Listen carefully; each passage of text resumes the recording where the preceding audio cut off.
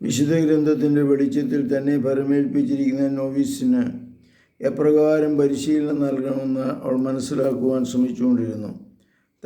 എന്നെ കൂടാതെ നിങ്ങൾക്കൊന്നും ചെയ്യാൻ കഴിയുകയില്ല, യോഹന്നാൻ 15:5 എന്ന തിരുവചനത്തിൻ്റെ അർത്ഥം ഗ്രഹിച്ച് കൊച്ചുത്രേസ്യ പരിശീലന കാര്യത്തിൽ തൻ്റെ ബോധ്യം പങ്കുവയ്ക്കുന്നു.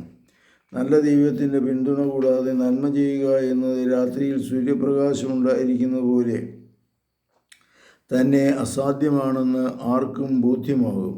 സ്വന്തം വാസനകളും വ്യക്തിപരമായ ചിന്താഗതികളും പരിപൂർണമായി വിസ്മരിക്കുകയും സ്വന്തം വഴിയെ പോകാൻ ആത്മാക്കളെ നിർബന്ധിക്കാതെ യേശു അവർക്കായി നിശ്ചയിച്ചിട്ടുള്ള വഴിയിലൂടെ തന്നെ അവരെ നയിക്കുക എന്നതാണ് വേണ്ടതെന്ന്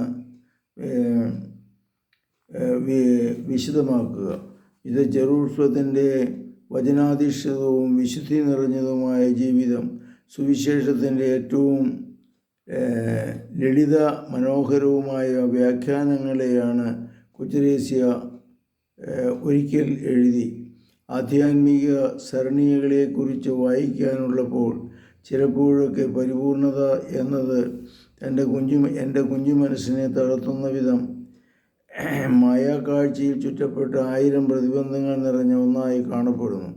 എൻ്റെ ശിരസിനെ തകർക്കുകയും ഹൃദയത്തെ മന്ദീഭവിപ്പിക്കുകയും ചെയ്യുന്ന ബൗദ്ധികമായ ആ പുസ്തകം മാറ്റിവെച്ച് ഞാൻ വിശുദ്ധ ഗ്രന്ഥം എടുത്തു. അപ്പോൾ എല്ലാം എനിക്ക് പ്രകാശമായിരുന്നു. ഒരു ചെറിയ വാക്ക് എന്ന അനന്തമായ ചക്രവാളത്തിലേക്ക് നയിക്കുന്നു. അവിടെ പരിപൂർണത എളുപ്പമായി തീരുമെന്ന് ഞാൻ മനസ്സിലാക്കി.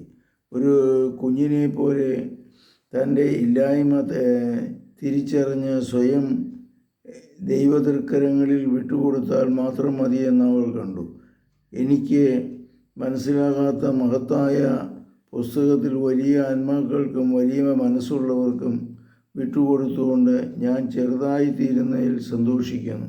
കാരണം കുഞ്ഞുങ്ങളും കുഞ്ഞുങ്ങളെപ്പോലെ ആയിത്തീരുവാൻ ഉള്ളവരുമാണ് സ്വർഗരാജ്യത്തിലേക്ക് ക്ഷണിക്കപ്പെടുക. പരിശുദ്ധ പരമദിവ്യകാരുണ്യത്തിന് നേരവും ആരാധനയും സ്തുതിയും പുകഴ്ചയും ഉണ്ടായിരിക്കട്ടെ. ഈശോ മിശിഹായ്ക്ക് സ്തുതിയായിരിക്കട്ടെ.